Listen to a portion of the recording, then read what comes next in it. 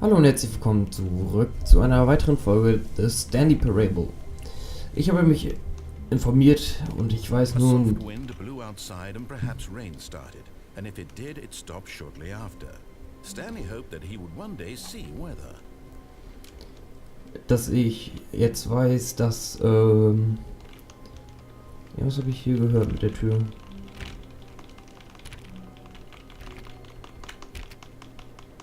Nee, die war es nicht. Irgendeine Tür soll man 5-mal öffnen.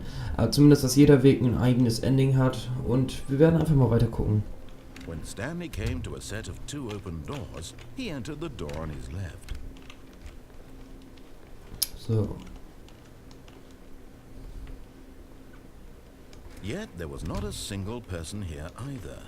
Feeling a wave of disbelief, Stanley decided to go up to his... Stanley stepped into the broom closet, but there was nothing here, so he turned around and got back on track.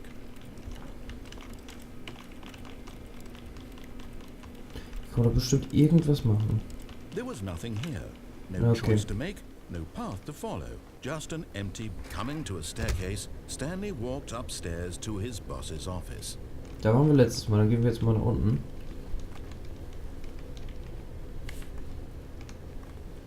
But Stanley just couldn't do it. He considered the possibility of facing his boss, admitting he had left his post during work hours. He might be fired for that. And in such a competitive economy, why had he taken that risk? All because he believed everyone had vanished. His boss would think he was crazy. And then something occurred to Stanley. Maybe, he thought to himself, maybe I am crazy. All of my co-workers blinking mysteriously out of existence in a single moment for no reason at all? None of it made any logical sense. And as Stanley pondered this, he began to make other strange observations. For example, why couldn't he see his feet when he looked down? Why did doors close automatically behind him wherever he went? And for that matter, these rooms were starting to look pretty familiar. Were they simply repeating? No, Stanley said to himself, this is all too strange, this can't be real. And at last, he came to the conclusion that had been on the tip of his tongue. He just hadn't found the words for it. Also irgendwie ist das alles das Gleiche. Dreaming! He yelled. This is all a dream. Oh, what a relief Stanley felt to have finally found an answer, an explanation. His co-workers weren't actually gone. He wasn't going to lose his job. He wasn't crazy after all. And he thought to himself, I suppose I'll wake up soon. I'll have to go back to my boring real-life job pushing buttons. I may as well enjoy this while I'm still lucid. So he imagined himself flying and began to gently float above the ground. Then he imagined himself soaring through space on a magical starfield, and it too appeared. It was so much fun, and Stanley marveled that he had still not woken up. How was he remaining so lucid? And then perhaps the strangest question of them all entered Stanley's head. One he was amazed he hadn't asked himself sooner. Why is there a voice in my head dictating everything that I'm doing and thinking? Now the voice was describing itself being considered by Stanley, who found it particularly strange. I'm dreaming about a voice describing me, thinking about how it's describing my thoughts, he thought. And while he thought it all very odd, and wondered if this voice spoke to all people in their dreams, the truth was that, of course, this was not a dream. How could it be? Was Stanley simply deceiving himself? Believing that if he's asleep, he doesn't have to take responsibility for himself? Stanley is as awake right now as he's ever been in his life. Now, hearing the voice speak these words was quite a shock to Stanley. After all, Ich dreh durch! that this was in fact a dream. Did the voice not see him float and make the magical stars just a moment ago? How else would the voice explain all that? This voice was a part Tut mir leid, of Leute. himself too, surely. Das Spiel hat sich gerade He invited geschlossen. himself to wake up. He felt the cool weight of the blanket on his skin, the press of the mattress on his back, the fresh air of a world outside this one. Let me wake up, he thought to himself.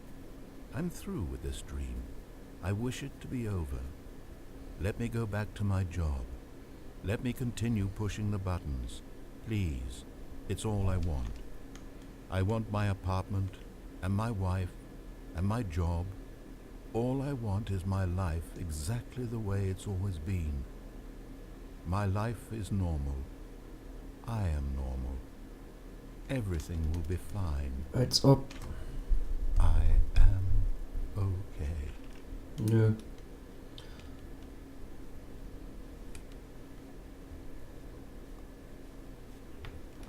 Stanley began screaming. Please, someone, wake me up. My name is Stanley. I have a boss. I have an office. I am real. Please, just someone tell me I am real. I must Alter, be real. was wird I das? must be. Can anyone hear my voice? Who am I? Who am I?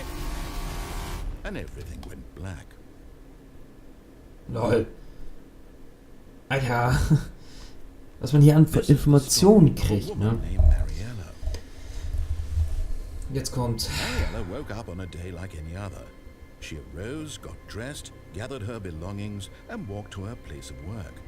But on this particular day, her walk was interrupted by the body of a man who had stumbled through town talking and screaming to himself, and then collapsed dead on the sidewalk.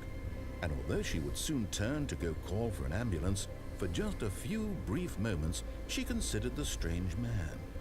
He was obviously crazy. This much she knew. Everyone knows what crazy people look like.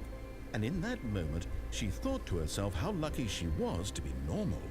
I am sane. I am in control of my mind. I know what is real and what isn't. It was comforting to think this, and in a certain way, seeing this man made her feel better. But then she remembered the meeting she had scheduled for that day. The very important people whose impressions of her would affect her career, and by extension, the rest of her life. She had no time for this, so it was only a moment that she stood there, staring down at the body. And then she turned and ran. Hey. Ich glaube, das war ein Ending. Jupp, das war ein Ending. Dann danke ich fürs Zuschauen.